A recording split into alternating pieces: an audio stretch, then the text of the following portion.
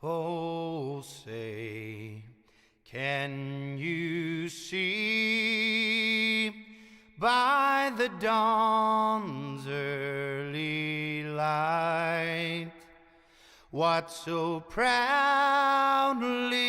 we hailed at the twilight's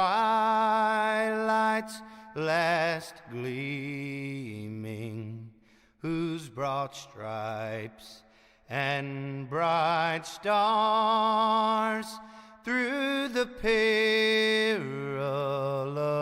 fight o'er the ramparts we watched were so gallantly streaming,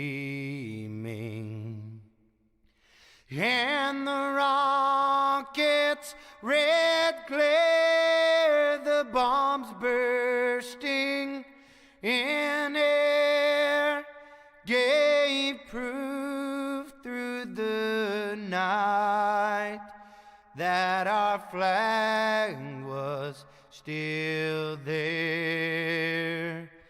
Oh, say does that star-spangled banner yet wave o'er the land of the free and the home of the brave?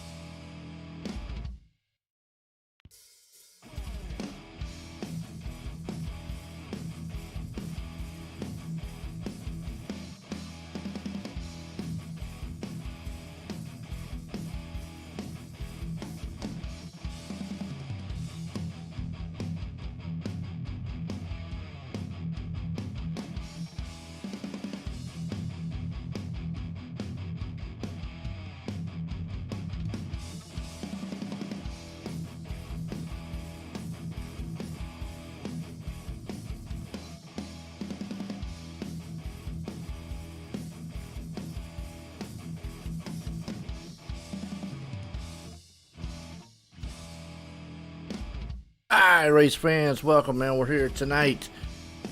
And, I can start all through the field, as you can see already. Carnage. Qualifying here tonight for the WOSCRL Stars and Stripes. Presented by a butt kicker. Next level and grid finder here. So, last week we had to chase Corey. Wild one. Tonight we kicked the season off, though. Gonna be a good one. And, before we start, got a special announcement here from somebody, folks. Hang on to it, because it's going to be kind of cool. Be right back.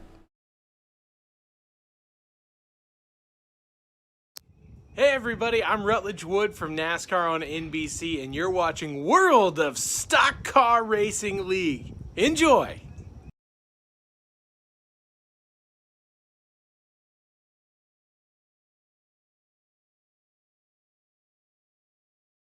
All right, we're back here.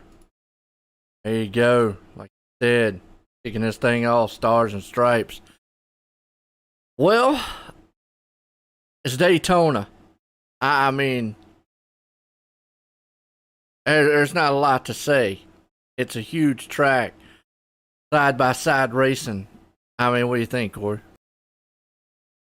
I'm thinking we're fixing to have some fun 100 laps, 250 miles tonight, man. No bumping until 10 to go. Should be pretty clean side-by-side racing like we've seen last week. And the biggest thing we learned, I think, last week was these guys almost was locked up side by side. So really easy to style draft with these cars, I think. And, you know, it kind of looked just like what, you know, your normal trucks are here and whatnot. So I want to give a good shout out to some of the title sponsors here tonight. Butt Kicker. I mean, look, feel what you're missing out there. And also use the promo code WOSCRL to get 20% off at buttkicker.com. And check out Next Level Racing. Take your racing to the next level. As we're getting set here to grid it up here tonight. The man who puts it out on pole with the Sim Racing Peripherals Online pole award here. That's Michael Bessel. I mean, he did an outstanding job last week in the Clash. Got caught up in a little mishap, but what a race. And you got Lawrence Shaughnessy there in second. Russell, I hope I'm going to say this right. Brackett? I'd say so. Brackett, yeah, close enough. Nick Fuller there in fourth. Bruce Pearson up in fifth. Cameron Zins in sixth. Rob Squires, say it that way, seventh. Ben Shelton in eighth. Bill Hall's in ninth, and Nick Bellis. Can't look through the rest of the field. I gotta get some of these names right. Well, we got 24 drivers. They're about to do some wild stuff here tonight on this track, and I mean, it's 100 laps here, Corey. These guys are gonna have to pace themselves around here. Now, do you try to just stay up front? What's your strategy here? I personally, it's a long race. I'd run around at the back of the pack. Give yourself some time to brake check for a big wreck. And you know, you talk about the big one. It's usually when I say plate racing, it's usually not if, it's when the big one's going to happen. Now, last week we saw a little bit of a mishap. Now, the one major rule that we do have here, they're not allowed to aggressively bump draft. They can do kind of a soft one, but you know, most of the time, you know, bumping's just wide open here, but they can until 10 to go. So we saw last week in the chase, these guys actually were pretty calm, but they raced really hard side by side. It's the Clash, but yeah. Well, that's true. So you think maybe we'll see more of a single file then this week? I don't know. The prestige of winning the Daytona 250, I could see some aggressive driving. Well, you got to realize this is also for points. So points are on the line here tonight because we're kicking off the season. There we go. Pace cars pulling them around, getting set to go green flag. And I like Daytona. It's when he's trying. Everybody likes Daytona because it's just when to me, I always call it a wild card style race. Anybody can win this thing here. You can win it from anywhere on the track. With pace cars in, we're going green flag racing, kicking the season off with a WOSCRL. Excuse me, I knew I was going to mess that up. Stars and Stripes League. We're racing. Yeah, good start for your front two runners. Michael Bustle is slightly edging out of the head of Lawrence there. That is. You got Bustle taking the lead. And you know, he's probably going to stay stuck down there because you can't pass below that yellow line or advance your position below it. You got Shaughnessy right there behind him. Or actually, Shaughnessy He's up top, so right here's kind of leaving. They're kind of starting where they left off on the clash, side by side, 2 by 2 all the way through the field. We saw that Highline was able to make some moves all the way through the race as they complete lap 1. Yeah, you got to wonder if any of these drivers are going to use what they learned last week, because we see a little bit of 3-wide action right here. About middle of the front pack. That's Brian Underwood in the blue car up on the top shelf. Not the ideal spot you'd probably want to be in this early on in the race. Maybe not even the best spot for Benjamin Shelton is the one in the middle. They'll figure it out and get back to 2 wide. Yeah, Brian, he was way up there at that wall there for a minute, so maybe he loves that high line and the way high line right now. So everybody, I guess, trying to jockey around, see what position they can get. As we are riding on board here with Brian Underwood from Layport, hometown. Yeah, Layport. Well, you see some guys dropping back to the back, and that's what we thought we would see. Guys just dropping off. You see them, number 1 machine. Looks like it's Cameron Zeens right there pulling it off.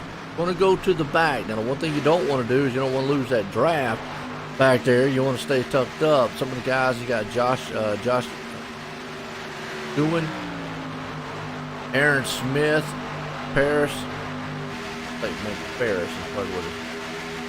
Shoemaker all back there in the back, just kind of biding their time.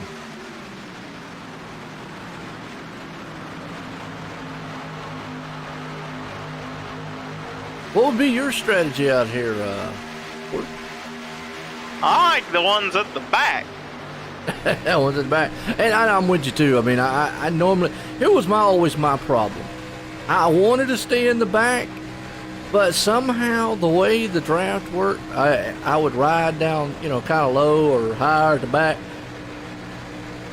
Next thing I know, I'd be in the middle of the pack, or I was coming towards the front. It kind of just pulled me to the front. Next thing I knew, I mean, I don't know. And then I was in a position where I didn't want a doggone be then. Yeah, I always think I'm going to go at the back and end up qualifying up front and say I'm going to drop on the back stretch. Yep, and find myself in the lead, and I'm like, well, you know what, I can lead this thing. Next thing you know, I'm getting wrecked from behind. So you ain't safe anywhere on this track, no matter where you're at. And you're right. I mean, that is one key thing right there, what you just said. You're not safe anywhere out here on this track. I mean, I know the strategy out there of, falling to the back. You've got a little bit more time, you would think, to maybe react to a wreck. But still, you're going at high speeds. Sometimes things just happen. Good battle up front here, though, Shaughnessy. Bustle. They're 2 by 2. Man, it's still nose to tail all the way through the field. You got a freight train up top, a freight train down low here tonight. Got some great sponsors on board here for our WOSCRL Stars and Stripes, then about Button Kicker, Grid Finder, Next Level Racing. And talking about Next Level Racing, I mean, like I said, take your racing to the next level. So check out Next Level Racing for all your sim racing needs. Grid Finder, the Grid Finder here. Well, find your place on the grid. And when we've been talking about the grid here, where do you start? Where do you go? Definitely check out the Grid Finder there online. Right now, looks like top 3 or so got single file. Yeah, it looks like once Shaughnessy found himself out in front of Brian Underwood, he shot down there. The inside groove, they're kind of forming up a little bit longer line than the outside. And you got your top 2 right now. Shaughnessy out front, Underwood, Don Fresco. I hope I said it right, Don Fresco. He's bringing the high line to life again. I think it's Don Francesco. Francesco, okay, cool. Yeah, he's going to bring that number 2 Rusty Wallace throwback. Nice He's leading that outside groove there. Man, hey, look at this. What? Oh, Underwood to the grass. I saw that. Underwood. Possible problem. He's in the pits though. Yeah, I don't think that was by choice. Oh my. Go back on replay real quick. See what if we can get maybe a closer shot. Go behind him here. Maybe a bump draft, side draft, or maybe he caught that apron I'm not too. seeing anything. Yeah. Even if you caught the apron in there, that wasn't a bank part of the track, so you would have been fine on the apron right where he went off. Yeah, it was kind of weird there. He just, and then he hits the wall hard in the pits. It's almost like his steering broke and it just wouldn't go or something. Yeah, kind of strange there, but yeah, the bad thing is though, he's got a lot of damage on the front of that machine, and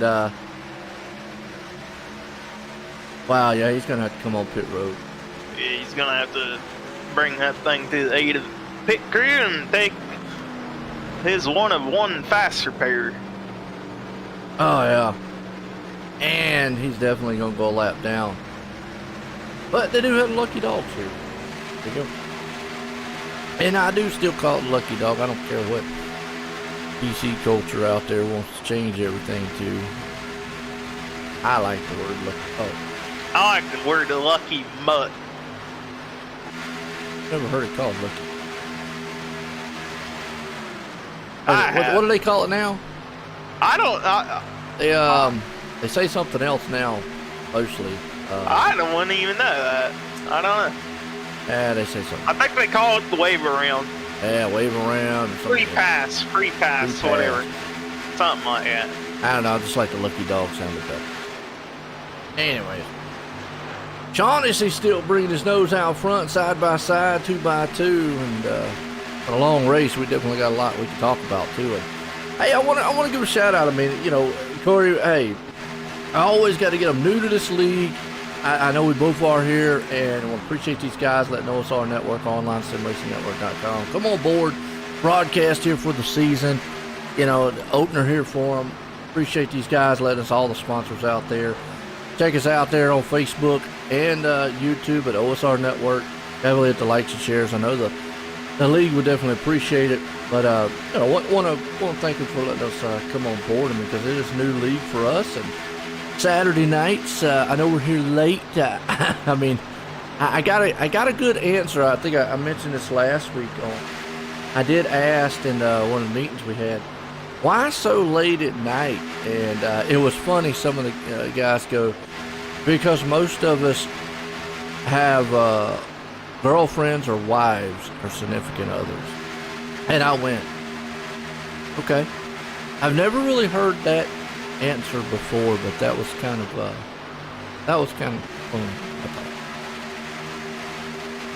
Yeah, I've never heard that answer before either until last week.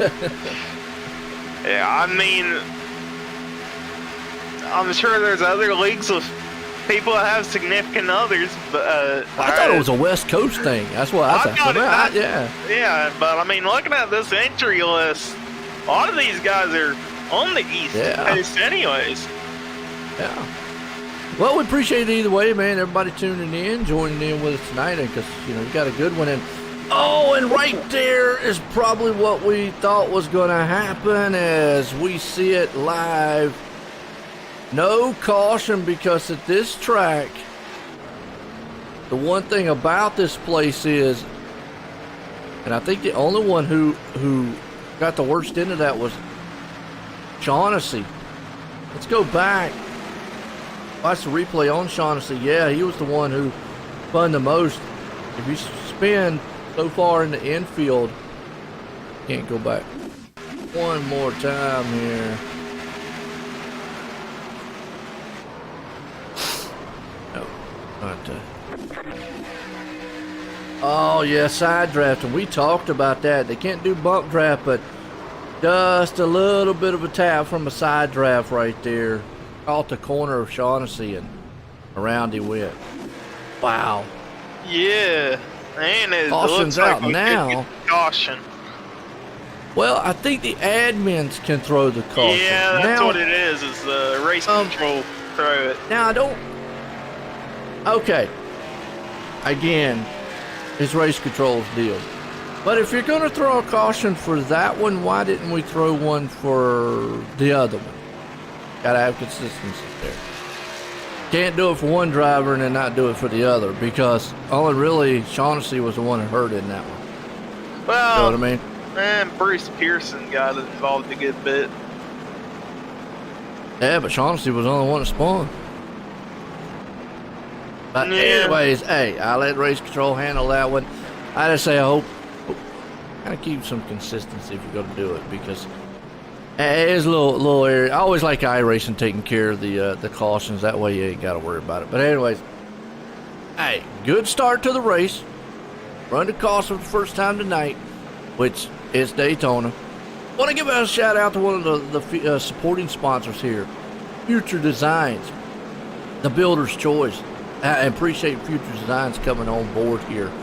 So, and again, great title sponsors here tonight for the WOSCRL Stars and Stripes, presented by Butt Kicker, Grid Finder, and Next Level Racing. And like we said, hey, use sponsor promo code WOSCRL for 20% off at buttkicker.com. That's right. Feel what you've been missing, folks. Check out Butt Kicker. Well, caution, like we said, and we talked about the rule they have here. They can't really bump draft, but me and you were talking before the race. If there's probably any style caution that's going to come from some side-by-side contact, and that's exactly what we saw.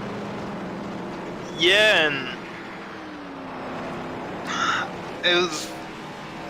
I don't think that was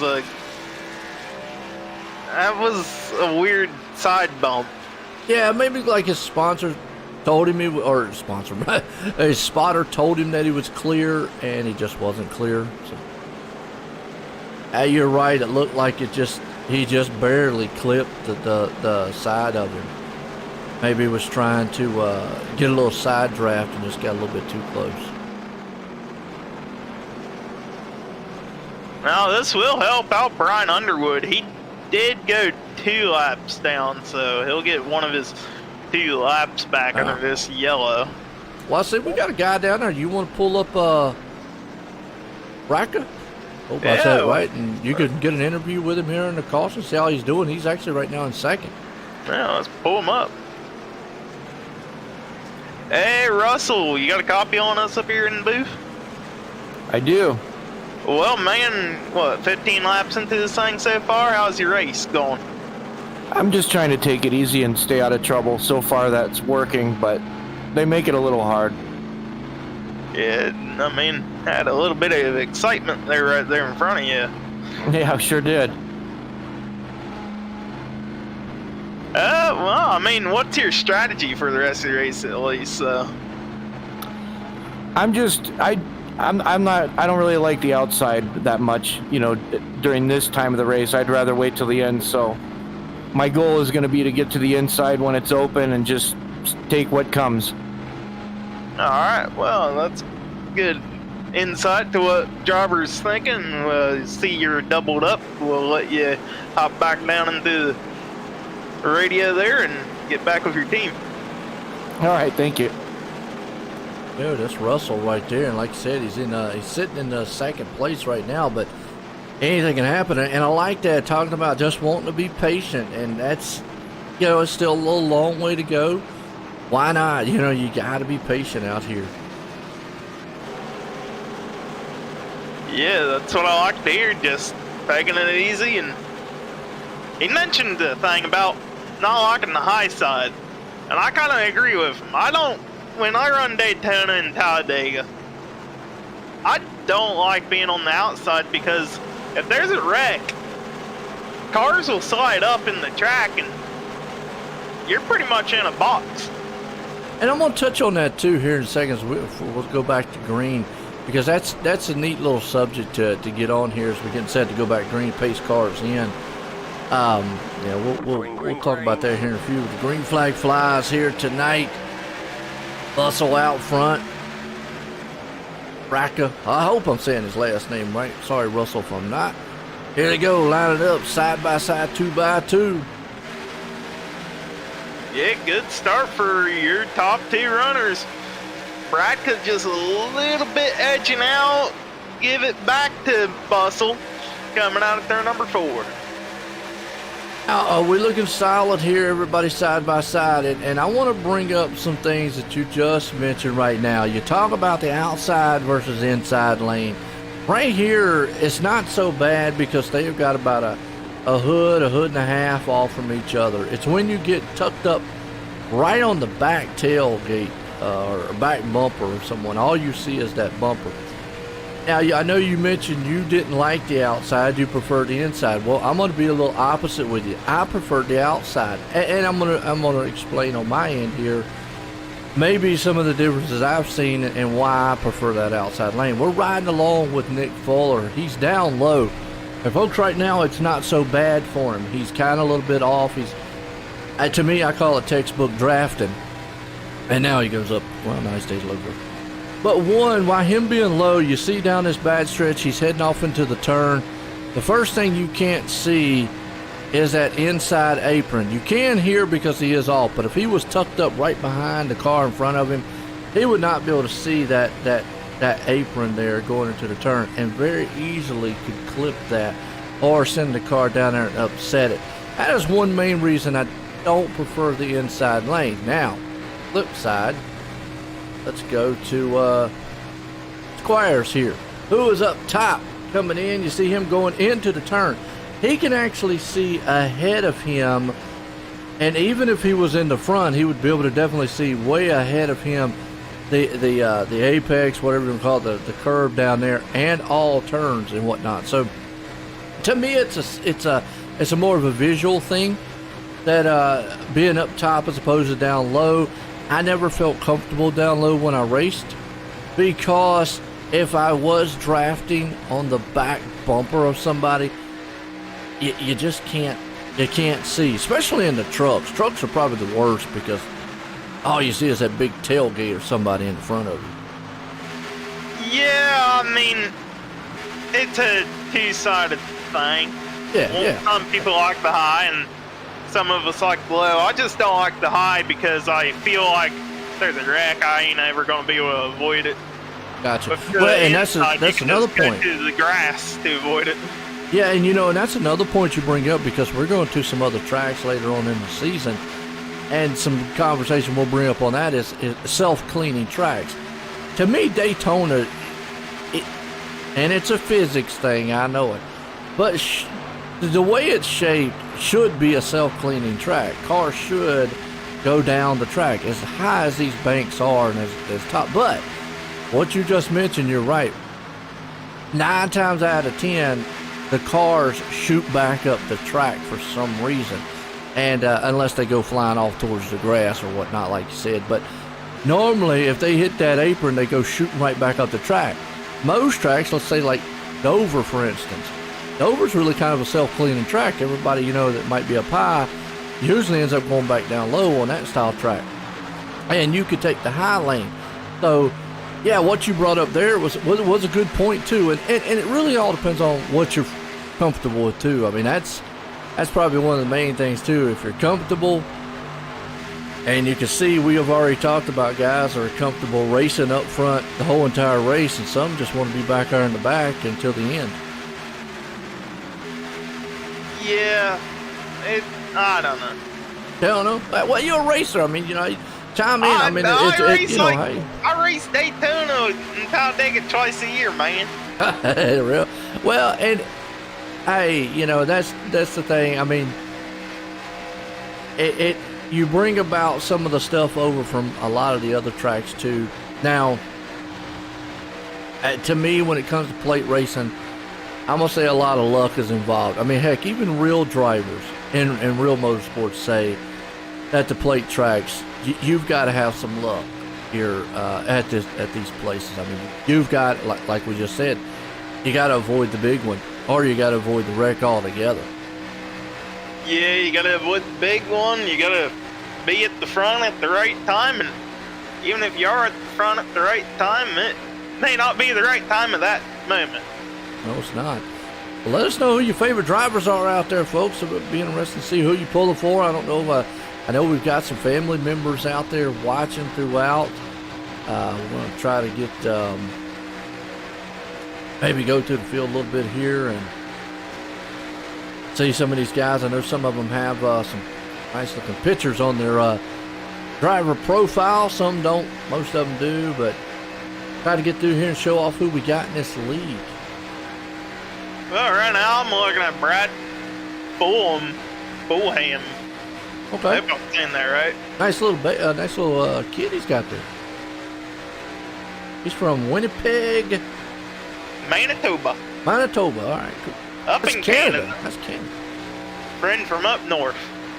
Oh, we've actually got 2 Canadians. Bob Squires. Yeah, I hope I said it right. He's from British Columbia.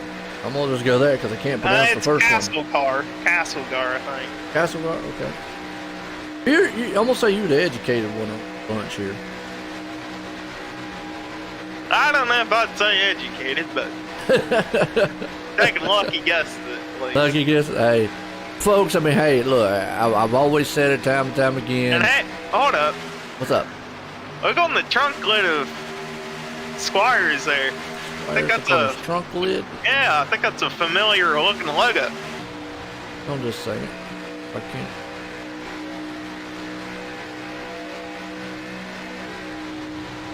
Trying to see if I can't get a shot. Somebody's really close. Can't really see it, but what is it? On the top of the trunk lid. On the top of it? Okay. Oh, Summit. Not what I see. I see a OSRN logo on the trunk. I'm on the wrong car. My bad. You're on the wrong car. car. Yeah, I see that. Yeah, I see. Oh, okay, well, I appreciate that. Hey, cool. All right. Good find. Good to see some drivers out here supporting OSR Network. Yeah, I see that. I appreciate that, guys. I mean, as always, you know, I'm going to throw it out there. I don't ask drivers to do it. A lot of broadcasters out there that do, but hey, look, I love all the support, man, the drivers do and the leagues do out there. It's great. I mean, you know, and as far as support, this league has a lot of support. Oh, we got the big one. Whoa! Crash! Who was it involved in this one? Well, I think it all started with Nicholas Fuller. Yep, let's go back on Nicholas Fuller and see what happened here. And oh yeah, he just got bump draft in the turn. Next thing you know, he's going around. I don't even think it was bump draft. I'm saying. Let's go watch it one more time. He just came down and looked like he kind of clipped the apron a little bit. All right, let's go in slow mo here then. We're watching it one more time. He's in that white machine up top there, folks. He's coming down the back stretch here. Yeah, he came down right there. He's in the turn, and yeah, car just kind of came out from under him. These cars really are kind of wiggly, but we're watching it kind of slow mo, and next thing you know, just being in front of the field, that could have been a lot worse than what it was. And one thing about these cars, too, is flying parts. You see him right there, hits the wall hard. Boom! Right into the wall. Other cars, man, going around. Like it took out about 3 or 4 in this one. It looked like the top 7 got involved, and maybe about a couple others. About 9 or so cars. 10, maybe.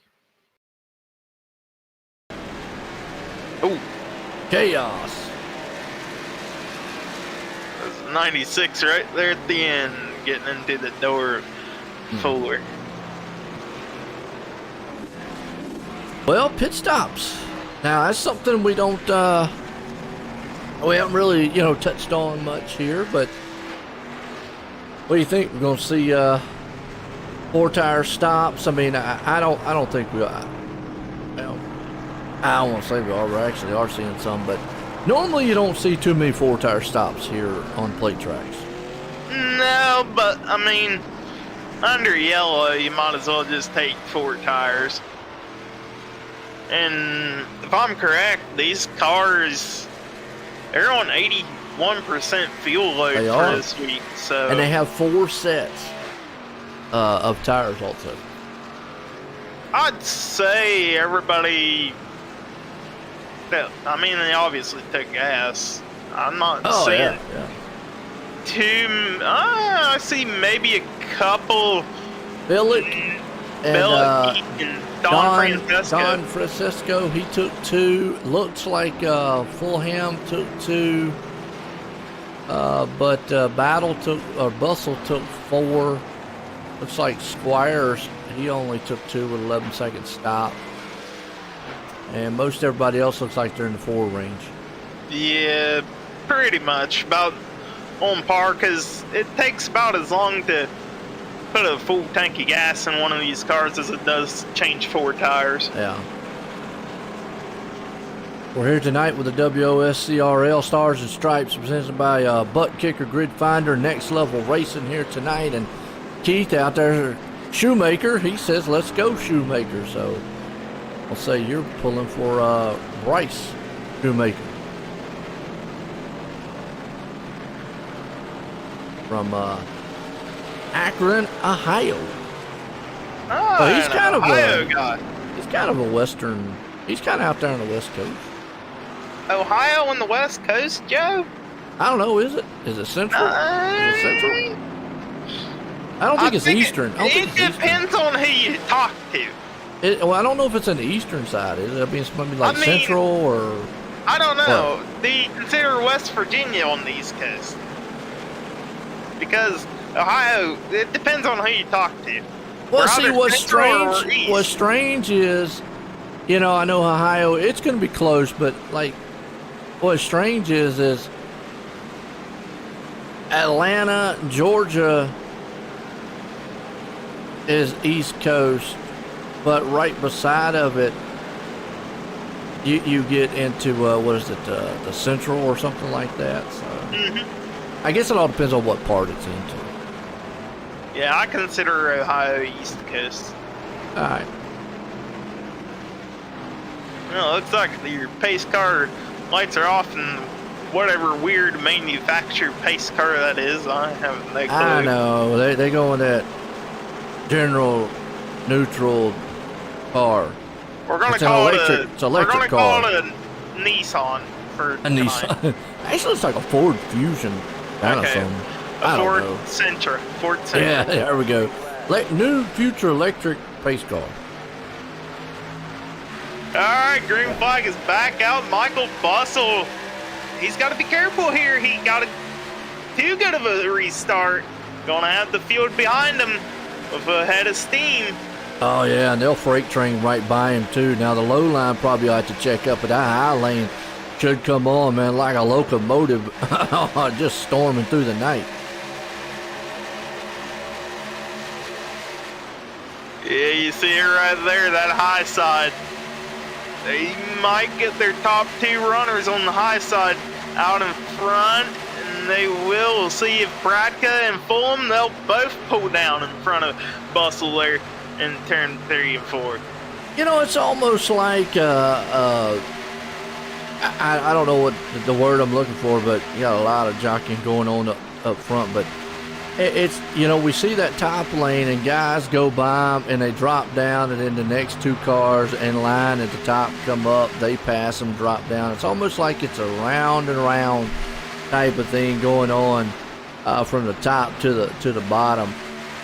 And very rarely do you see the guy up top staying with the guy who brought him to the dance and the party, so to speak.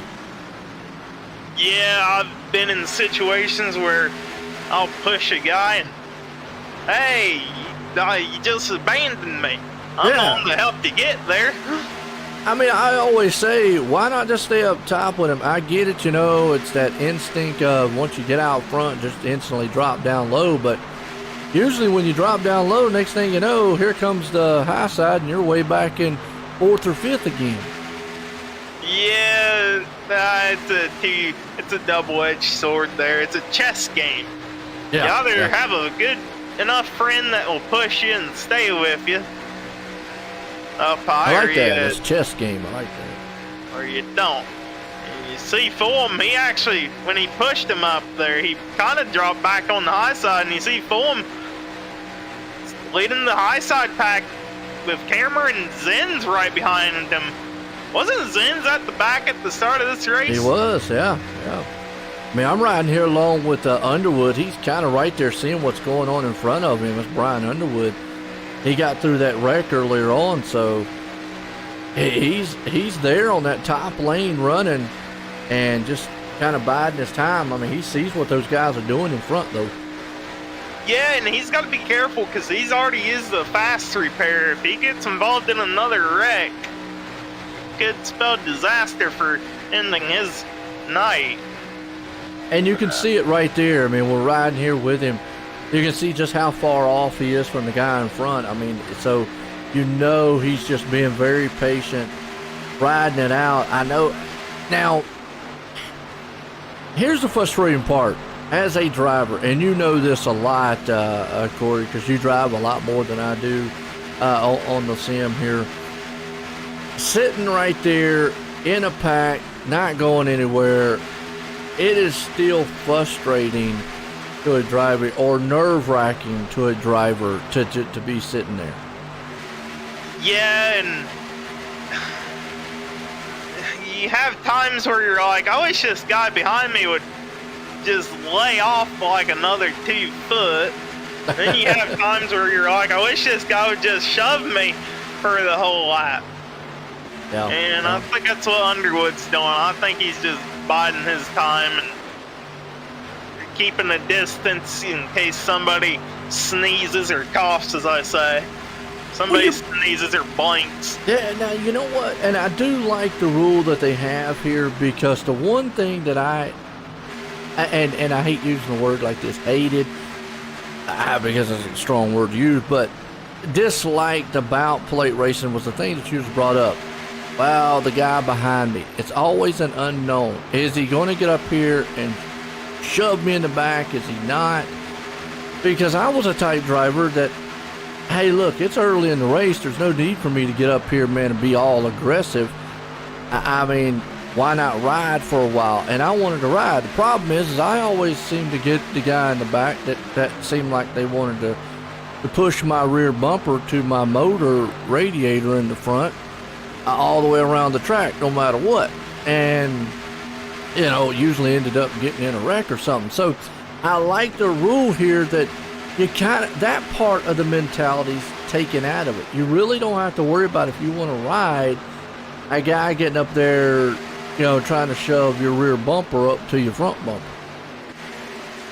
Yeah, I mean, another thing is, I mean, even if they could shove, you really, I'm not sure, I'm not too familiar with ARCA cars, but I know in the Cup cars, if you shove for more than a lap and a half, that thing wants to just blow up.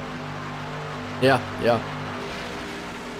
So, like I said, I mean, you definitely, you take that kind of psyche out of plate track racing, because that's the one major thing that I think a lot of drivers have to put up with. What's the guy behind you around you going to do?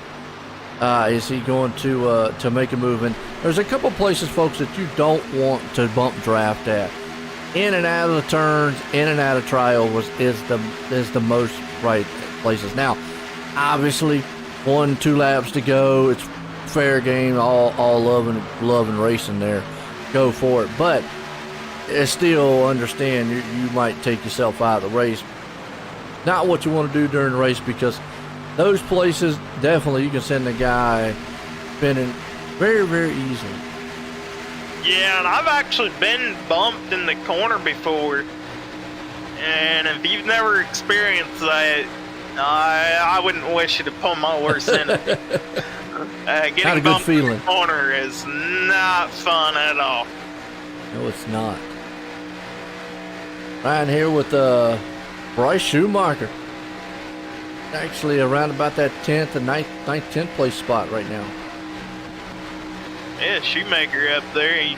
that custom paints die-cast car. Did I say Schumacher? My bad, Shoemaker. Let's be thinking about the drag racer, Tony Schumacher.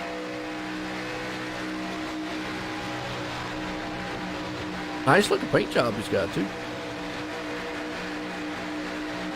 Yeah, talked about it last week, and he did get back to us on more information. I'm going to try to see if I can't look it back up. What's that? He says the owner of Custom Paints and Diecasts is Oh, that's Jordan right. Yeah, Berry. he did. Yeah. So he makes, I guess he makes great diecasts out there. He If you does. want a diecast, hook him up on Facebook. He'd send a message about that, and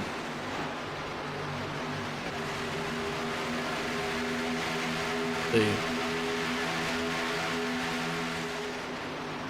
Also, Brian Lawson.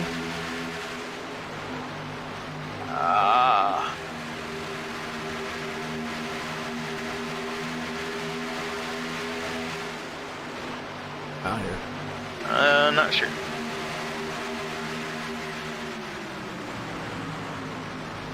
Trying to see, I know he sent a message.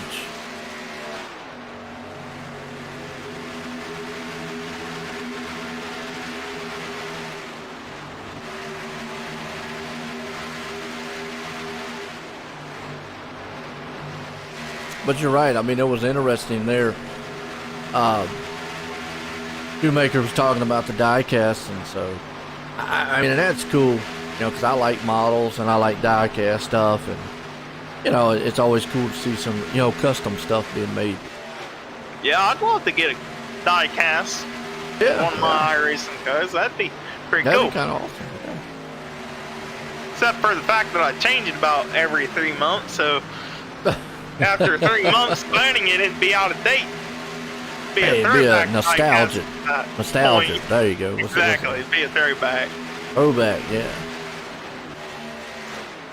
Hey, you've seen Shoemaker, he kind of backed out of the lead pack there, maybe seeing something we're not seeing. Looking a little jostling up there. Just being patient, really. I mean, you know, you got Bustle and Fulham. They're still up there on the top side, racing this thing out side by side. I mean, you've got a whole freight train up top, freight train down low, and then you see right here, now they're going to take it 3 wide. Wow. Okay, not quite the move I'd attempt on lap 42 of a 100-lap race, but Benjamin Shelton made that work. Put him out to the lead of You the know what high side group. You know what that actually looked like? That looked like 2 teammates swapping positions right there. Yeah, potentially. And you've got a lap car that's down. Don Francisco, he gets out of the way of your lead pack. Common courtesy. Yeah. Now that is kind of odd. Most of the time, lap cars would go high. They caught him right there really the bad spots really caught him. Yeah, that was a real bad spot. The tri-oval was, I believe the tri-oval was what, the narrowest spot on this track? Yeah. They were able to stay locked up, but yeah, we go back to that move there with Shelton and Shaughnessy. That actually looked like with a case of, okay, maybe I'm out here and maybe 2 teammates just flipped the position there, because the way it did, it looked like Shaughnessy just went up high a little bit, Bustle just kind of round him, and Shaughnessy dropped right back behind him. Almost like a calculated pass. Yeah, it kind of looked calculated. Right now, Shaughnessy's looking strong, and what's he got on that car? Looks like a bunny or something. Yeah, it's a bunny, and it says bumper thumper traction compound. Oh, okay. All right. I'd say that's something to do. You'd put on some tires on your car, and you get extra traction. Yep. He's from Greenville, Nevada. Yeah, Nevada. Now that's West Coast. I know that. That's West Coast for sure. Well, we talked. I just said it might have been like teammates, but then you just automatically see Shelton go down low and Shaughnessy's up high. So if they are teammates, you would think they would have stayed nose to tail. But wow, I mean, I don't know. I mean, maybe Shaughnessy said he was. Well, I wouldn't have said he would have been overheating because he was out front. Yeah, not sure. Just a daring move, and I wouldn't have done it, but he made it work. Yeah, man. Let's put him out front so far, and you still see that pack lined up 2 by 2, nose to tail here. Look at his back in the picture, 3 wide up on the top shelf. That is Brian Underwood. He's been at the back, been up front, been back at the back, and now he's finding himself back up front. Made that thing 3 wide to get into the second place of the top line. Wow, what a hard charge move there by number 77 driver Underwood. He's going to push Shaughnessy out to the lead. Hey, came up to the front side there, and you see it. So Shaughnessy's going to be able. Got his nose out front a little bit, but they're still side by side. Underwood had that run, and that's the one thing we don't talk a lot about with these cars, is the run that they can get. Now, they changed that a couple builds ago, the side-by-side drafting. You're able to get up there, make a little bit of side-by-side, and make some moves like that.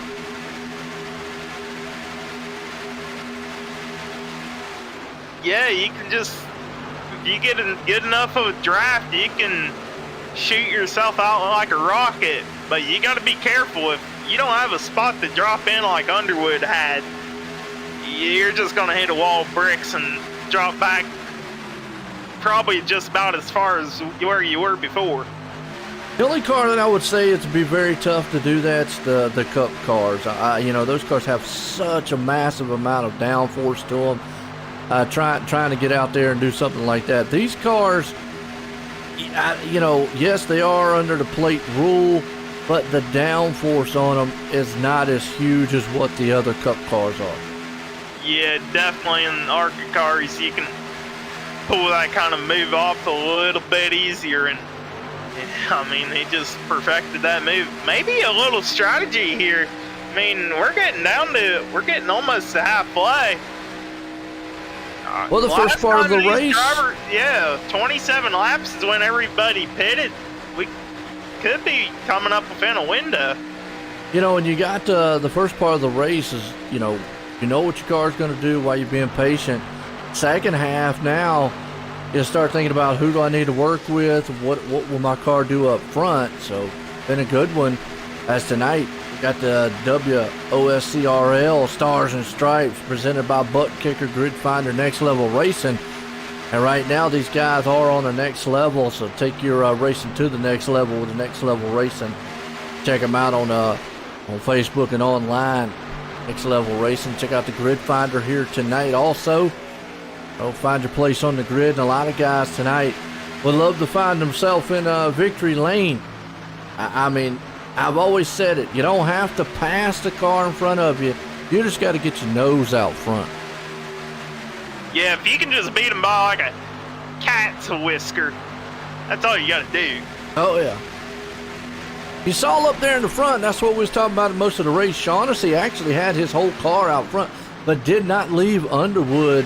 He stayed up on that high side, and we mentioned that earlier on in the race. A lot of guys that would have got that far out, but it instantly dropped down low. And I'm not familiar with how many of these guys in the league are actually teammates.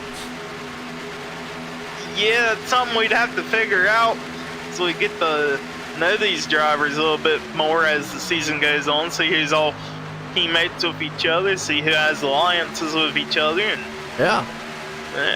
Because that was a move right there with Underwood and Shaughnessy. You would think, okay, hey, look, we're working together so well. Why leave it? And again, takes us back to we were talking earlier. Do you prefer that high line or low line? Maybe Shaughnessy wants to stay up high. I mean, it does say High Side Motorsports on the side of Shaughnessy's car, so there you go. There you go. He's hanging strong on the top side. Underwood's right there tucked behind him. They're looking strong. Got a slew of them down low. Everybody's three. Got a few three wide in the back there. Oh, we do have a couple of three wide action going on. That's Aaron Smith in that blank yellow car with the black numbers. He was in the middle for a hot moment. Looks like maybe he's trying to drop back. A couple cars maybe trying to drop back to the back. Yeah, that's Brad Fulham. He's trying to drop through the back. I'm not sure. Maybe thought it was getting a little too hectic with that, or he's maybe dropping back to a teammate, maybe. I'd just say he was dropping back because it's getting a little hectic up front. Oh, yeah. Don Francesco, he's dropped back a little bit. Remember earlier on, that car hit the wall hard, so he's one of those out there that's got to be kind of patient. Yeah, he's currently a lap down. I mean, he's hanging in there with the lead pack, but he's a lap down. Your first car lap down actually is that 70 car of Aaron Smith, and he's third in line on the high side. He could be looking at maybe trying to take his lap back under green. Yeah, it is. So, and we just talked about, you get that caution, two ways to get it back on the lead lap. Either get the lucky dog or get the wave around. You see the field coming up here on some lap traffic. Gonna put Shelton, Shaughnessy out front, leading the pack. Lap car's gonna go high. So long as they stay side by side, we should be all right. Yeah, Bruce Pearson going a lap down. That was sketch. Kind of poked the rear bumper down a little bit. That scared me at least. Yeah, it's always I guess the word tricky, or like you said, a little sketchy or scary, so to speak. When you do get to a lap car, even if they do move up, it's a narrow feeling. Talladega and Daytona. Daytona is a lot more narrower than Talladega is. Yeah, you can. I mean, are we going to Talladega later this season? I think we are. I mean, you can go four wide and all on either one of the tracks, but it's more. I think it's a little bit. Yeah, on Daytona, it's way more narrower. Daytona, you can fit three cars, but it's going to be a tight fit of three cars. Oh, yeah. Talladega, you can fit three cars and have breathing room on either side of you. Oh, yeah. So, and that's where they get into the differences between the two tracks. They're both, super speedways. One's 2.5 mile, one's 2.66, but the major difference a lot of drivers even in real life talk about, and it's still plate racing, a lot of times you're wide open, but a little bit more handling is involved at Daytona than it is at Talladega. Not much as we see. I thought we was going to see some pit stops. I thought we were due, but we do have one taker. It's going to be Nicholas Fuller bringing that TRD number 4. Almost a fake out job there. What it looked like. I think it was not too good for Fuller, as he was already a lap down. He'll be coming back out by himself, and he overshoots his box just a little bit. That's just going to set himself back a little bit more than where he wanted to be. The problems just keep compounding here tonight for him. Just not what he wants to see to kick this season off here tonight for the WOSCRL Stars and Stripes, presented by Butt Kicker Grid Finder and Next Level Racing here. And it has been a good solid race. We only had a couple cautions out here so far. Kind of just some like maybe spotter issues, we'll say it that way. Yeah, about what I've been seeing for the two wrecks we did have. Now, we get to that last 10 laps, and it's all fair game. I'd even go as far as saying the last 20 laps. Well, remember the last 10 laps they can start bump the drafting. last 10 laps are going to get we're gonna increase the intensity about 20 to go, and then double that intensity about 10 to go, and then we're gonna just times 100 with the white flag. A lot of racetracks, I will say, around with 20, 25, maybe 20, like you said, 20 to go. I'll say, business about to pick up, run what you brung. Plate tracks, that's still early because anything can happen, and that's another thing we'll get into is when to make the move on a plate track, because you don't want to make it too soon. A lot of times it's the last lap. I mean, you got to really pretty much just stay to the last lap on it. So, that's what I was saying. I'm kick the intensity times 100 on the white flag at Daytona, that's for sure. Oh, yeah. Right now, Shelton out front leading the pack. Got Raka right there with him. Bustles second. Shaughnessy's up top. He's bringing a slew of machines with him. It's been a good, solid side-by-side race so far. Let's get a couple of these back markers some highlight here. We've got Skylar Grissom just riding in the 11th spot. He's got a cool-looking Carl Edwards Aflac car. Aflac. Aflac. He's from Alabama. Right there behind him. That's a young kid, too, man. That's what I was thinking. They're right behind him. That Matt Kenseth car. I've always liked those DeWalt 17 cars. It's black and yellow. I'm not sure about you, but they've always looked pretty good out there. And Nicholas Post riding in 12 right now. He's looking good tonight. And I think a lot of these guys here that are back there, they're pretty much just, it's a waiting game for them. They're just kind of just being careful. And his hometown is Elmira. Not sure where that's at, but I'd say New York. Okay. Put it on Google and see it. Shoemaker back there with him.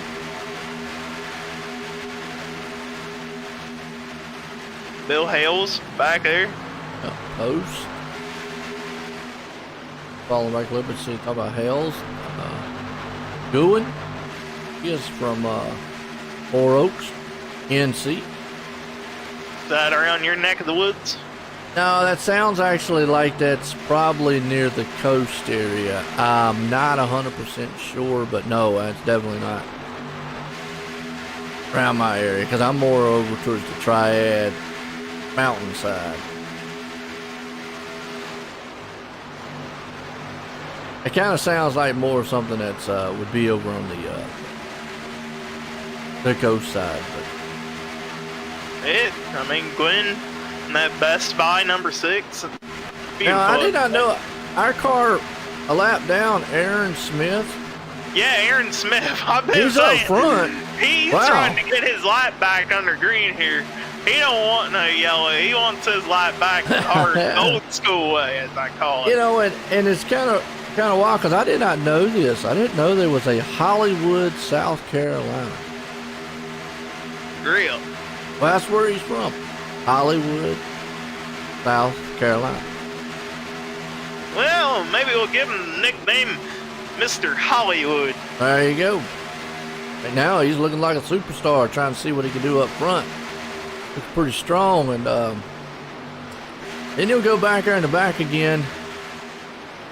Don Fresco.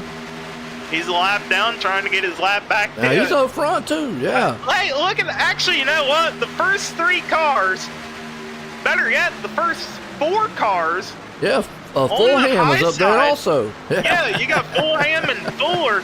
Your first 4 cars on the high side are all, well, other than Fuller, they're 1 lap down. Fuller is 2 laps down. Just goes to show you can be a lap down and contend at Daytona. Well, the thing, I've always said, and I don't want to say that qualifying is not very important or anything, but it's not crucial as now we see pit stops. Everybody's coming on. That is wow. Everybody. Wow. But I have seen guys win from the pole, middle, and the back, and I have seen guys win from 2 laps down starting on pit road. So what you just brought up right there is definitely something that can be done, but yeah, pit stops, slew of them here. Yeah. Oh, and the 23 spun on pit road into his box. Wow. Ooh, Cameron Zinn's just not having the day in the pits. Gonna have to have him an RC Cola there for his his trouble. A Royal Crown Cola. Never knew that's what it stood for. A lot of 4-tire stops here. I'm surprised about that because we normally don't see a lot of 4-tire stops on plate tracks. I mean, now that brings me back to maybe in this car, tires might be getting chewed up more than what, let's say, in the truck, Xfinity, or the Cup car, because in those, a lot of times you could change 2 tires and it really, heck, sometimes you go without tires and still not really lose a lot. So maybe it's this car that these guys are having to put the 4 tires on. Yeah, I mean, as much as they move around, I'd say it's chewing the tires down a little bit more than what you would see in other kind of cars. Is your last 3 that were on the lead lap get done with their pits. Not bad. Well, I tell you what, you've got Underwood and Shaughnessy got a huge lead out front over Bustle, Brackett, and the pack, but is that pack going to be able to run them down? Yeah, they're definitely going to run Underwood and Shaughnessy back down. As you see Don Francesco pulling back out on the track right there. Ooh, Bill Hale's back on pit road. Possible mistake on his pit stop? Yeah, not the night he wants. Wow. And So I talk about getting mental mistakes passed? here, Corey. I talk a lot about mental mistakes, and the one major area mental mistakes can happen is on pit road with your pit stop. Yeah, especially down pit road. A lot of mistakes that happen at plate tracks are going to be down pit road. I mean, you got to go from 190 mile an hour down to 55 mile an hour at the yellow cone. Well, here comes that pack we were talking about. They're going to run down Shaughnessy and Underwood. Are they just going to tack on behind them?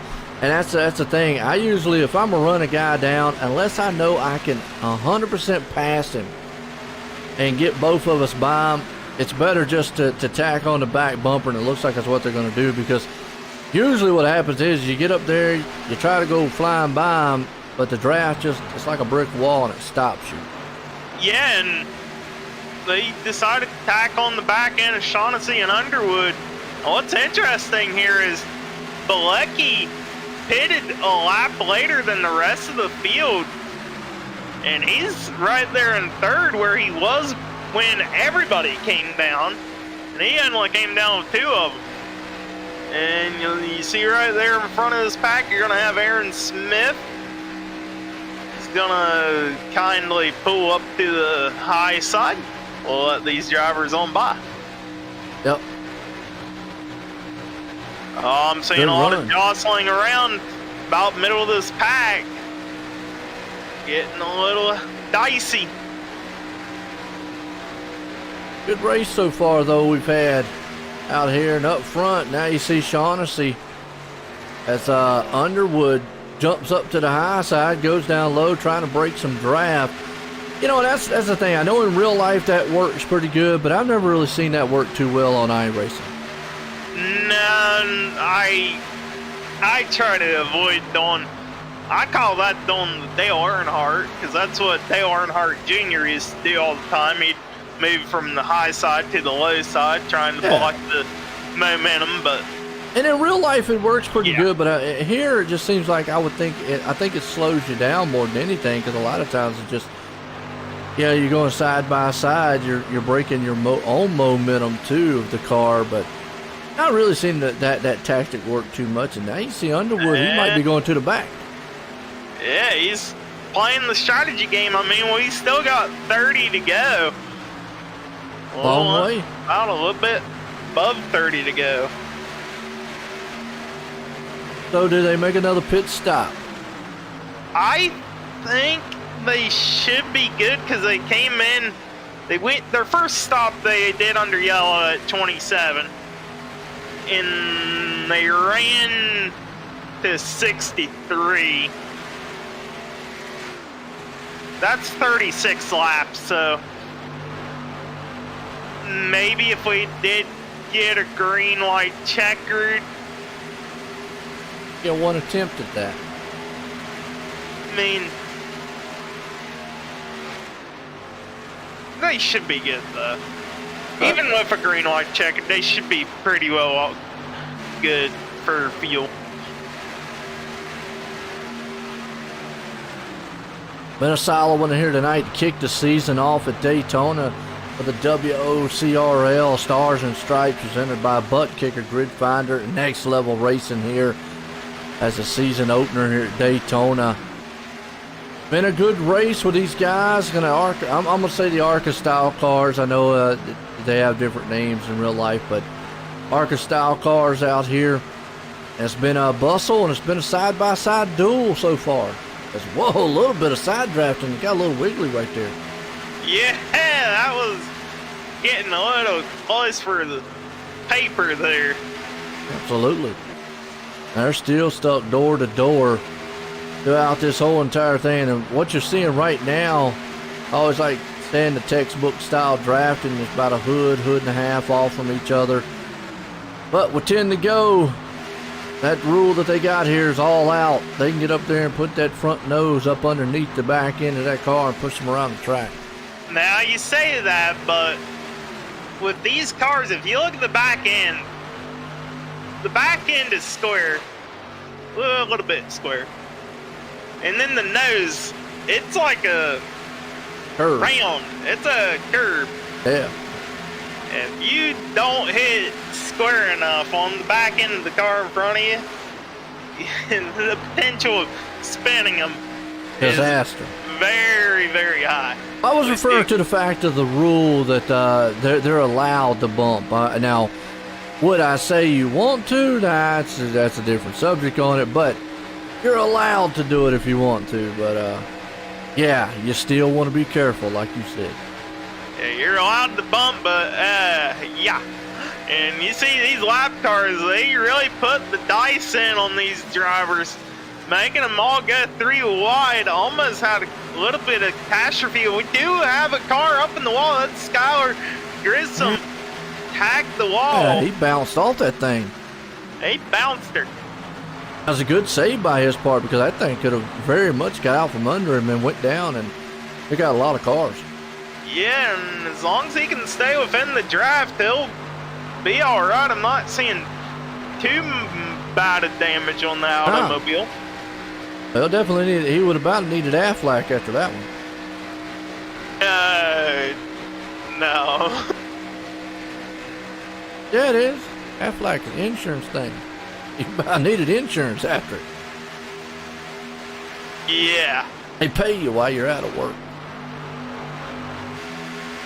Something like that. I don't know. I see it. I just get a kick out of the duck. Anyway. I did. Well, you see Russell Bradka getting those out front.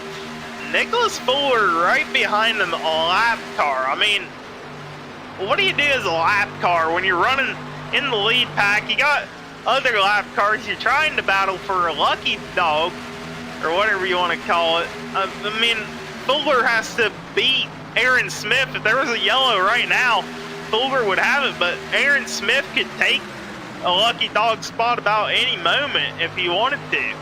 And another thing too, you know, you bring that up. Right now, it's not really a big issue that the lap car is up there. It's when you get down to the final laps.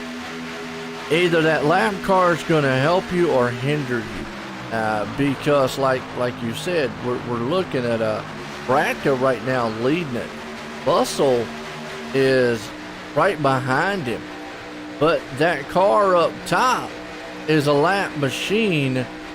Both And the cars then are. Shaughnessy, well, actually it's not Shaughnessy, but it's the and Fuller, and there's another one right there. So there's two Fuller lap and cars up Smith. top. So you got Fulham right there sitting in the top side in between two lap cars. And unless those two lap cars are going to help him, which really, the only way they can help him is be behind Fulham and push him. Because if they're in front, they're actually doing more harm.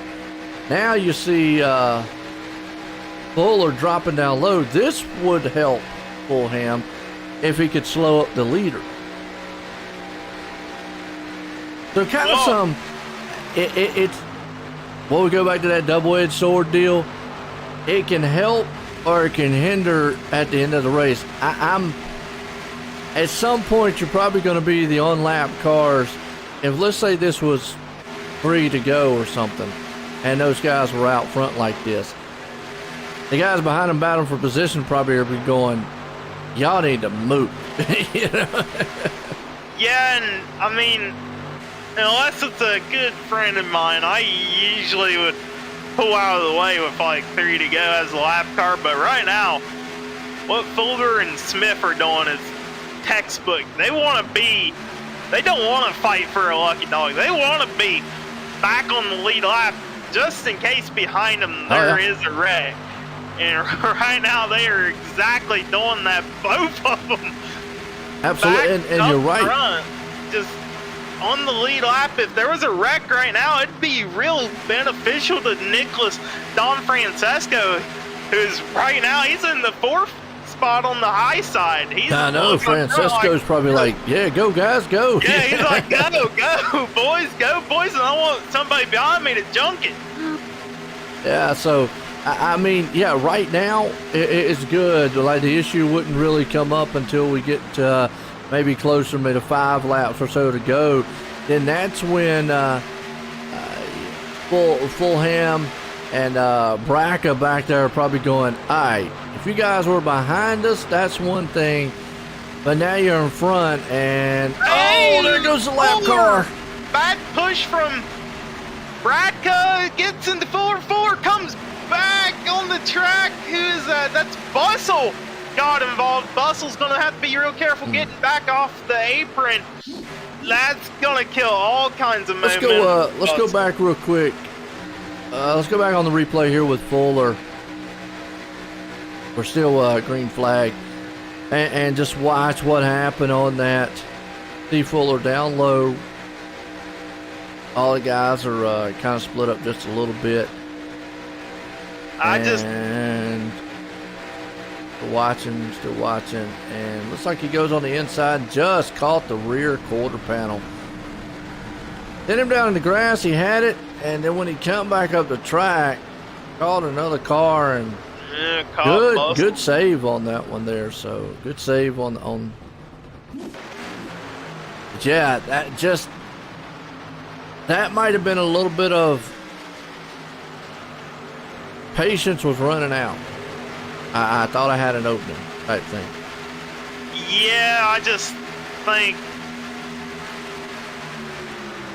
Who knows what's going through some of the mind, but I mean, it really was. No. I mean, he went towards the inside. Fuller kind of went up a little high, and then Braca just didn't lift enough or something, and didn't hit him square, and around he went. Well, you said it earlier. You can feel the temperature starting to build a little bit on the track with 20 to go. They still have to follow in that rule there, and that, technically that would have been a bump because he did catch that rear bumper. But I said earlier, places you don't want to bump going in a tri-oval, and that's exactly where it was going in that tri-oval, and that's just a bad place right there. Yeah, and unfortunately, it looks like Look a at Nicholas Smith Fuller though out will front. call it day. Yeah, and Aaron Smith just hanging into the lead. He's in 15th, but he's hanging into the lead lap. I mean, hats off to Aaron Smith. He is bound and determined. In case they junk each other behind him, he can be. he could pull a strategy here. If they junk each other behind him while he's on the lead lap, and everybody comes to pit road, he could stay out and take over the lead. And he could actually get, and it all depends on whether or not Shelton's going to fall down on the inside of him there, but he actually, he needs a caution early on, which, like you say, if he was, let's say if he gets out front right now and he gets that caution, hey, he actually has enough time to get back to the front again. Yeah, I mean, right now, if a caution were to fall, he'd be sitting good. He could choose the pit, or he could choose to stay out and take over the lead. I mean, that's what he wants. He's just hoping and praying somebody behind him. He's like saying, somebody turn around another guy or something. And Nicholas, he wants somebody to junk somebody too, because he's the free pass car. Absolutely. You've got Shelton right now, who is behind him pushing, and I know Shelton, again, at this moment, probably not a huge deal, but with about 4 or 5 to go, I know, okay, right now where Shelton's sitting, because Braca up top, he's got nobody in front of him. So Shelton would be like, all right, you've done what you needed to do, now you just have to move. You want to know, Fulham is the one that's going to be able to take a good advantage. Yeah, full hand, my bad. Yeah, full hand. I mean, they get door to door. Fulham can be right next to Smith and be all right. He'd be in the lead. Yeah, that's what. My bad. I thought it said Bracken. There's what Shelton needs to try to do. And lap car went to the apron, shot back up on the track. It could have been dangerous right there. Almost spelled disaster. We are going to have disaster. Yep, Shaughnessy. Wow, how did Shaughnessy hold on to that car? Not sure. That was Shaughnessy and Shelton. Wow. Just lap car playing games there. Let me see I don't if even think it was the lap car's fault. More so, Shelton got close to the wall. Yeah, let me go back here and left. well, let's go back on the replay if we can't see a little bit of what happened right there. Good save by Shaughnessy, though. I got to give him a heads up, because he hit that wall quite hard. But yeah, we're watching right here. You see that lap car? Yeah, I saw it right there. He went down the apron, came up, kind of shoved Shaughnessy up the track a little bit. Then another lap car right there low. They were 3 wide. I don't know who that was. It almost kind of bounced off the wall, but that was Shelton. Yeah, but Shaughnessy, man, what a save, because to me, as hard as he got hit, that should have turned that car. Wow. Yeah, but tough break for those two drivers, Shelton and Shaughnessy, and it really split the pack up. And look at this, we got a lap car battle at the front. We got a battle for the lead, battle for the lucky dog spot between Zen Smith and Don Francisco. 3 wide up front. I can't even, I don't even know what's happening here. We got 4 of them battling for the lead. We got 3 of them battling for the lucky dog spot, because they seen that was almost a wreck. They want to be in the lucky dog spot. They don't. And they don't want to be in the lucky dog spot because they want to be ahead of the leaders. And this really is frustrating, because you've got lap cars, non-lap cars, you've got full hand, Braca, Bustle right there in that front spot. Then you go back to the second pack back here with Underwood, Shaughnessy, Squires, Post, Grissom, and some of those guys back there battling now in their own battle. But you know, up front, like you just said, you get about 4 or 5 cars down low, about 4 or 5 up high. You know, but some of them are lapped down and some of them aren't. Yeah, and you see Smith, he's going to be the leader of the bottom lane. He's just trying to edge out of the lead. That's what he's been doing all the second half of the race, just trying to edge out ahead of the leader and stay on that lead lap. Help whoever's a lap down get a lucky dog. You see the outside, they just get a run when they get 4 of them formed up on the high side. That's That's gonna Fulham push right Braca there. He to was the front. pushing, he pushed, looked like the number 11 of Braca to the front. Yeah, he did. We're getting close. We're coming to lap 88 here. We're getting close to that point where bumping is allowed. You just gotta think, are these drivers gonna start shoving each other? Also, now Braca been out front. He's got that lap car behind him. This is what he wants. And as being a lap car, at some point, now by being behind the leaders, you can help them. You can say, I'm either going to help you or I'm not going to help you. You know, I mean, it's your choice because really you got no, what's that word they always use? No skin in the game, so to speak. Yeah, and what's this? Fulham dropping back in this pack up in the wall, scrapes the wall a little bit. I don't get that strategy. Maybe a tire rub, actually. Oh, he's on pit road. Yeah, he's coming pit road. Is this a fuel issue? Wait a minute, is this a fuel issue, though? I'm starting to think it was a tire going down. But I'm saying, but we're tire- seeing other guys come on pit road, too. Can these guys make it to the end? I thought they could. I'm pretty sure they could, but maybe. I'm only seeing. Well, they pitted, what, Q3. about 28 laps? It was about 28 laps, and everybody pitted on lap 63. Oh, never mind. I am off on my calculation. Yeah, we remember we saw pit stops around 28, maybe right at 30, and these guys pitted at 63, 64. I think these guys are going to have to drop in or going to have to make another pit stop. Yeah, I think they got to at least come in before this thing's over. Fulham's on pit road. This is money stops right here. Oh, we got a crash mid-pack. Squires. The yellow flag is out. And we got ourselves a caution. Go back and watch. Squires going around.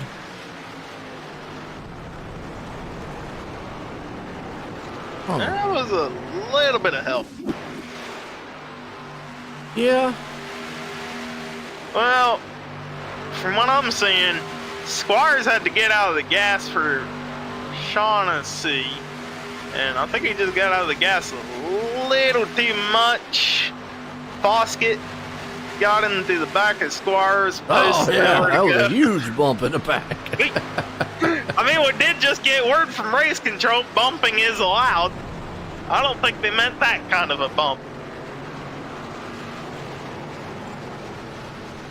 And then Grissom went around too, so. Okay, now if we're talking about pit stops, that caution right there definitely a timely caution for a lot of these guys. Because now they're able to come in on a pit road. I think they were going to run out of fuel if that thing went green. Yeah, I think they were. I wish it would have went green because that would have been interesting because that would have been thrown in some major strategy right there at the end. Hey, you remember how we were talking about the lap cars getting their lap back under green? Right before that yellow came out, Aaron Smith and Cameron Zins both got their lap back under green. Wow. So that's going to allow Nicholas Don Francesco to pick up the free pass and get back on the lead lap. You got 3 cars on the lead lap and 1 yellow. That is awesome. That is the timely yellow for Smith and Zins. Oh yeah, yeah. So it helped out.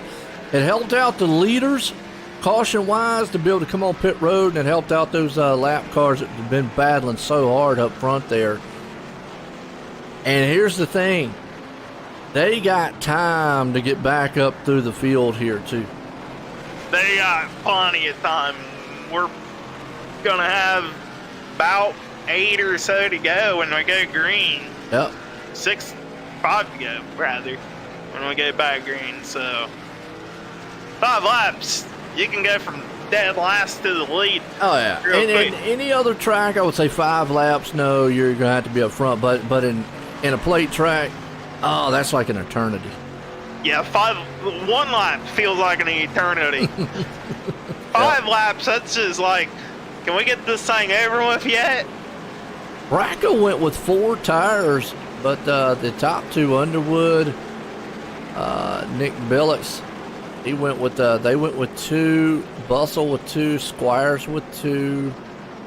I'm gonna say he went with 2, a 6-second pit stop, but I'd say. and then most everybody else looks like 4 behind them. Oh, and the thing is, I'm still not quite sure that the tires are that hugely beneficial here. I mean, it's plate track. If you've got them, I guess, get them. But normally we see, especially in the trucks or a cup or something, we only see guys a lot of times don't even take tires or just 2 tires in the whole race. Yeah, and this is going to be interesting because we got some wave around cars here. Yeah, and here's the thing. Everything we've seen the whole entire race, it's going to be, it's like 2 different races now because bumping's allowed. You got to go. You're going to see these guys doing moves up front. And here's where you get into a little bit of aggressive style driving is going to start to come out. And cautions breed caution. Yeah, I mean, with those wave around cars, they have to pit if they haven't already, which, if I'm correct, I don't think they have yet. No. No. Your wave around cars, they're going to have to shoot down in pit road at some point within the next 5 laps for some gas. Yeah. We've been live here tonight to kick the season off with the WOSCRL Stars and Stripes presented by Butt Kicker Grid Finder and Next Level Racing. It's been a very good one. I want to appreciate all the sponsors here tonight of Butt Kicker. Check out promo code WOSCRL for 20% off at the buttkicker.com. And Next Level Racing, take your racing to the next level. And we're about to see some next level racing here tonight. But these guys, there's going to be about 6 to go when they cross that line. Still a little early to make your move. I think a lot of times on plate tracks you don't see it till that final lap, maybe the final turns, but it's about to heat up and get wild. Yeah, I said intensity levels rose. The intensity levels about to kick up to 10 times as we're going to play this race by 1 more caution lap. Yep. Wow. And this yellow allow those wave around cars to catch up to the back of the field. And if you're Brian Underwood, I mean, you're a sitting duck up front. Oh, yeah. I always say I want to be the guy in 2nd place coming to the white flag because at least I know who's going to go. I can lay off the leader and just outrun him. We can all just lay off the leader and freight train him if we want to. Do it. It'll be a good one. Open it up here tonight. Bilecki up front. He's been up front this last half of the race in that AutoZone number 00. Looking good. Bradka, he's been up front all race. Yeah, a lot of the same guys have been up front most of the race, but yet don't count out any of them guys back there kind of lurking around in the back. Like Smith. Caught a lucky break with that yellow. Could we see him come up to the front? We're going to have 5 to go when we get to the line. When Barney drops the green flag. Be a solid one here.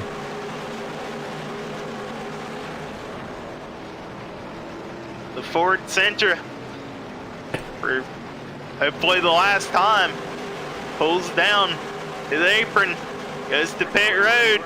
Brian Underwood in control, and we're hammered down. Green flag, back racing at Daytona, like I said, head off 2x2 into turn 1. Oh, that outside lane, Bilecki, he's got to be careful. He got a little bit too big of a jump, maybe. Might see him jump up, make it a 3 wide, not quite. They're going to stay double file. Now's when you'll start seeing some 3 wide, 2 wide in the backs. And guys will start trying to make their moves here. Huge wreck. Huge wreck up front. That's the big one. We got cars everywhere. It's a used car lot down It is. Let's see if we can't go back on the replay here and decipher what kind of happened. Oh, bump draft in the back. 00 got turned. We got cars, man, going through the infield. It started with the 33 of Squires, just not squared up on the 11 of Bradka. 33. Well, let's go on Squires here. Go back on the caution. Watch it one more time. We're watching the kind of slow mo here for you folks. We talked all race long about bump drafting. Now they're able to get down here, and like you just said earlier, it's not getting squared up on him. And you see them all side by side tearing it up down the back end here. Yep, boom, just got on the back stretch, and then the 00 just got hit from behind. He didn't even see it coming. Nah, that was a blind spot hit. Now, Bill Halls, watch this, folks, here in slow-mo. He gets took up into the wall, and when he does, that car just gets disintegrated. And then he gets hit from behind and almost jacked up way up in the air. Actually climbs up on the hood of a car. 5 involved, the 19 of Fulham, Grissom, Post, Glenn. Just watch him, there's the 19. He's actually trying to slow up. Just can't get stopped in time. Well, Fulham actually kind of missed it. No, he didn't. No, the car comes down right there. He almost had it cleared. Wow. The 5 of Craig Hawkins. Oh, wow. I was just watching all this in slow-mo here. 23 cameras ends, 10. So there's your big one. That's going to put us in a green-white checker. Yeah, easily. Well, that's the big one we always talk about at Daytona, and it came down to what we talked about all race long, the bump drafting, and right there was a perfect example of what you mentioned earlier in the race, and a lot of the concerns that I know the league and drivers have. Bump drafting in these cars. They were on the straightaway, folks, so really, you take out the turns or anything away from it. They were on the straightaway. That was just clear of what Corey was saying most of the race, and probably a lot of concerns with the league and the drivers out here was it is so tough to bump draft in these cars, and a wrong one, and that just caused the big one. Yeah, I mean, that shuffled the field around big time. I don't think we've seen this car all race long. In the 3rd spot, he's got Elvis on it. If he wins, he's going to have to do an Elvis impression for us. That's Luke Dorn in the 29. He'd be out here going, oh boy. Nicholas Don Francisco, after getting that lucky dog, the previous yellow, he finds himself up in the 4th spot in the Miller Lite Rusty Walls throwback paint Dodge Charger. That's looking mighty fine. There you see Aaron Smith. Like I said, lucky timed yellow, and he's finding himself up at the front as we're about getting ready for a green-white checkered, man. Okay, now the thing we need to look at here is we do have a green-white checker. I believe they only have one attempt at this, too, in this series. So, let me break that down for you folks. What that means is if a caution flies on this here, whoever's out front races over.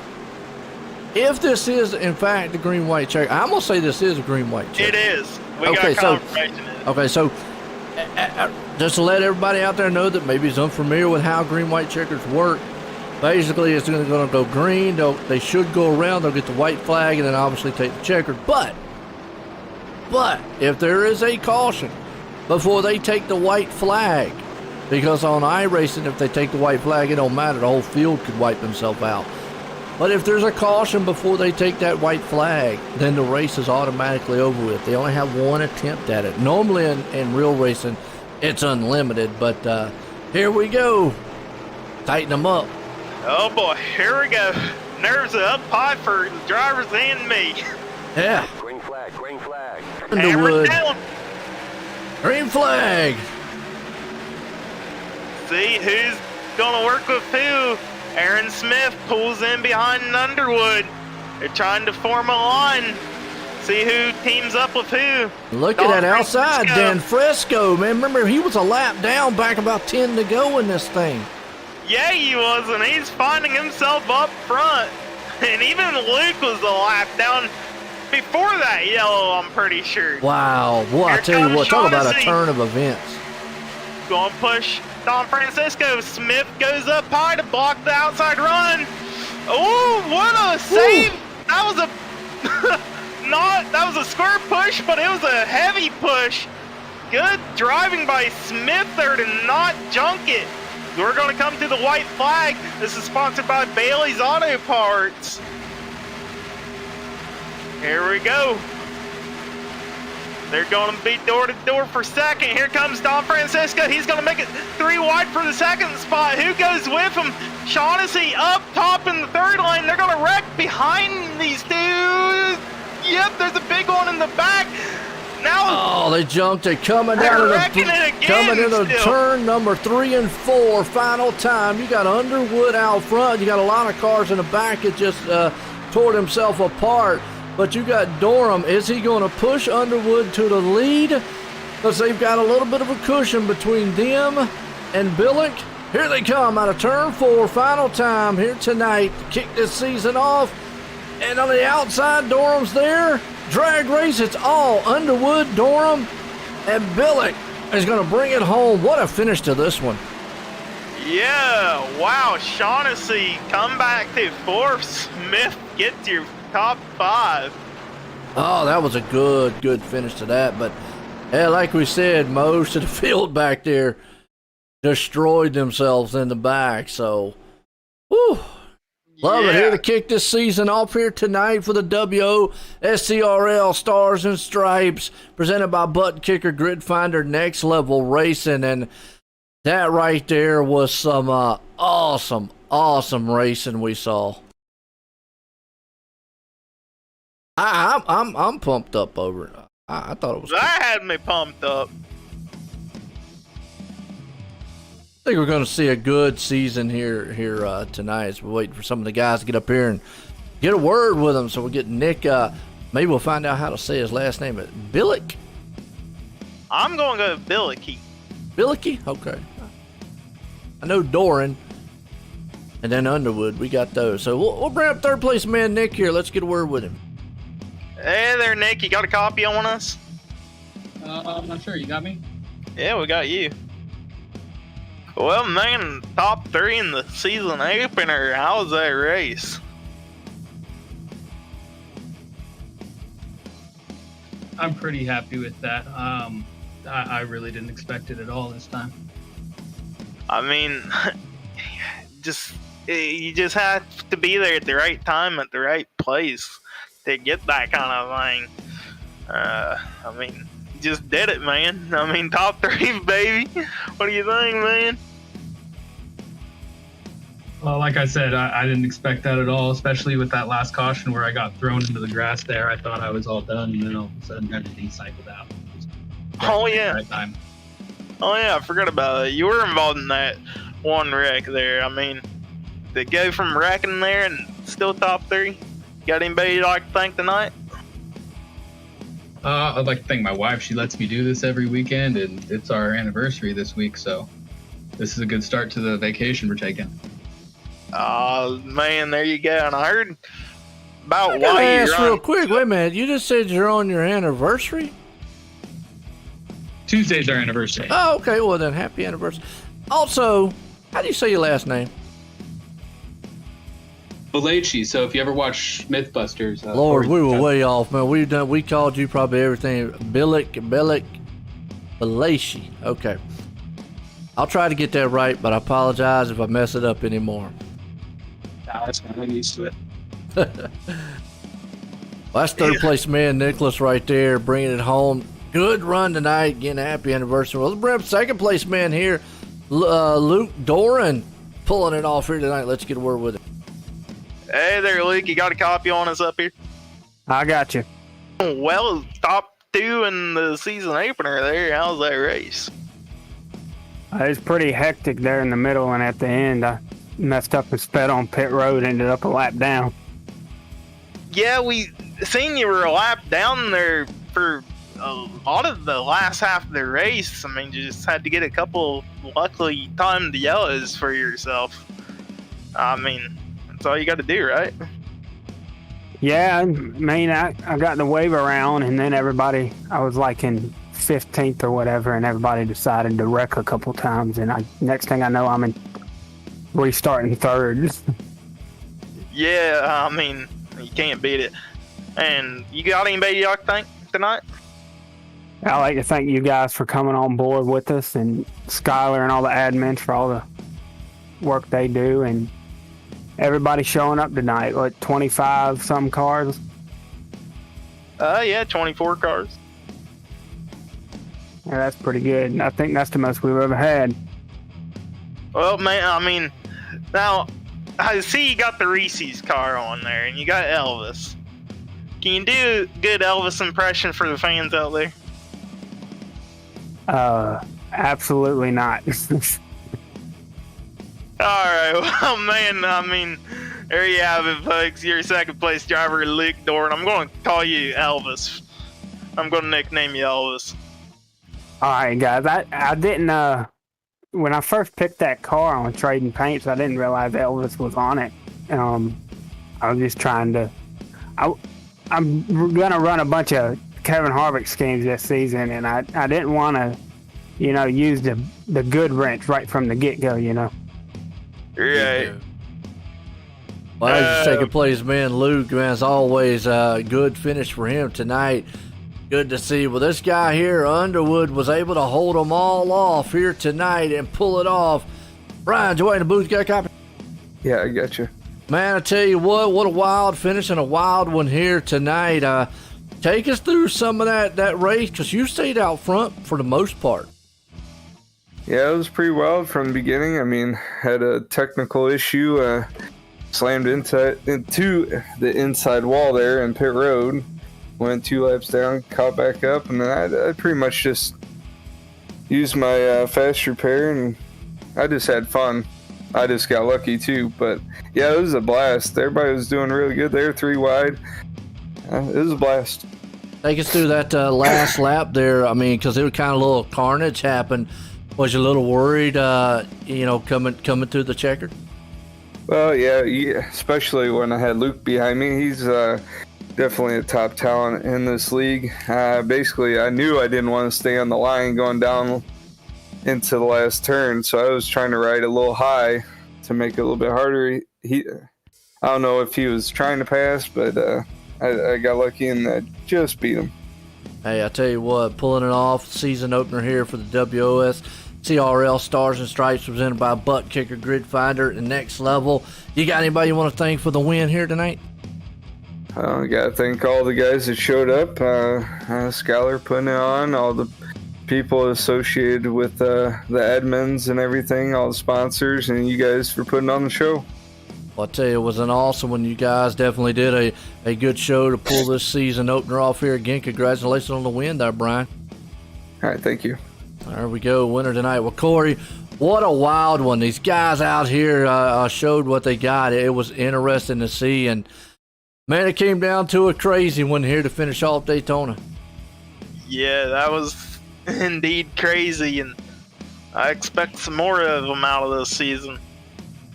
Folks, I tell you, I hope you enjoyed that one. For myself and everybody here at the WOSCRL Stars and Stripes, presented by Butt Kicker, Grid Finder, and Next Level Racing. For myself, everyone, have a good night.